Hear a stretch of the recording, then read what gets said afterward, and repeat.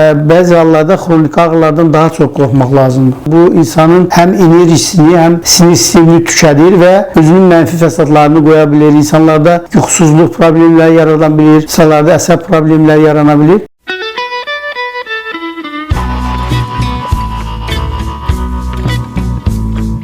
Ama kronik ağrılar dediğimiz məqamlar bu istər həm nevroloji məqamlardır, həm də müəyyən bir zaman kəsiyində olan bir ağrılara artıq bu kronik ağrılardır. Yəni məsələn deyək ki 5 ballıq ağrı sistemi ilə 2-3 ballıq ağrılar artıq insan bu ağrılarla oturub durmağı, yürüyüş etməyə davam edir. Bu ağrılara laqeyd olduğu halda zaman zaman bu insanın həm enerjisini, həm sinir sistemini tükədir və özünün mənfi fəsadlarını qoya bilir. İnsanlarda yuxusuzluq problemləri yarada bilir, insanlarda əsəb problemləri yarana bilir. Ona görə də bəzi hallarda xronik ağrılardan daha çox qorxmaq lazımdır.